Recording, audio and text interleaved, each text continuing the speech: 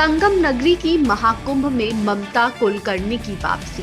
पदवी गई पर आस्था नहीं। अमृत स्नान के लिए फिर मचाया धमाल। विश्व विख्यात तीर्थ और धर्म की नगरी संगम की महाकुंभ में आस्था का महासंगम अपने चरम पर है, लेकिन इस बार आस्था से ज्यादा चर्चा में है एक नाम, ममता कुलकर्णी। कभी बॉलीवुड की ग्लैमरस अभिनेत्री रही ममता अब आध्यात्मिक राह पर चल रही है, लेकिन विवाद उनका पीछा छोड़ने को तैयार नहीं है। किन्नर अखाड़े से महामंडलेश्वर बनाई गई ममता कुलकर्णी जब कुंभ पहुंची तो सनातनी परंपरा में एक नई हलचल मच गई। किन्नर अखाड़े के संस्थापक ऋषि अजय दास को ममता को महामंडलेश्वर बनाए जाने का फैसला मंजूर नहीं था। इसका असर ऐसा हुआ कि अखाड़े की आचार्य महामंडलेश्वर लक्ष्मी नारायण त्रिपाठी को पद से हटा दिया गया और ममता से भी महामंडलेश्वर की पदवी छीन ली गई।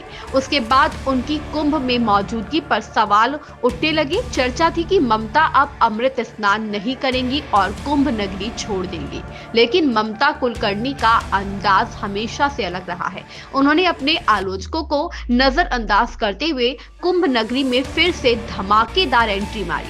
रविवार को अचानक वह अखाड़े में पहुंची और लक्ष्मी नारायण त्रिपाठी से मुलाकात की।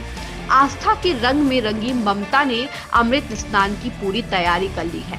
ममता की कुंभ में वापसी को लेकर भक्तों और संतों के बीच खलबली मच गई है। जहां एक ओर उनके समर्थक इसे एक आध्यात्मिक यात्रा का हिस्सा बता रहे हैं, वहीं विरोधी इसे धर्म और परंपराओं से खिलवाड़ मान रहे हैं। ग्लैमर से अध्यात्म तक का सफर तय करने वाली ममता कुलकर्णी अब कुंभ 2025 की सबसे चर्चित शख्सियत बन चुकी है। क्या उनका अमृत स्नान विवादों को शांत करेगा या फिर सनातनी संत समाज में एक नया भूचाल लाएगा? मध्यम पंथी रास्ता होता है और लक्ष्मी नारायण त्रिपाठी जी इसी मध्यम रास्ते की महामंडलेश्वर है। मैंने जो 23 साल से ध्यान और तप मेरे गुरु द्वारा जो भी मुझे प्राप्त हुआ, मैं सबको आध्यात्मिक जीवन के द्वारा सबको स्वतंत्र करने आई हूँ और मुझे लक्ष्मी नारायण त्रिपाठी से बेहतर कोई और संस्था मिली ही नहीं, सोच ही नहीं सकती थी। मैं सांसारिक जीवन में रहते हुए भी मैं चाहती थी स्वातंत्र से मैं अपना जीवन जीऊं। मुझे बॉलीवुड में वापस नहीं आने का मैंने कभी,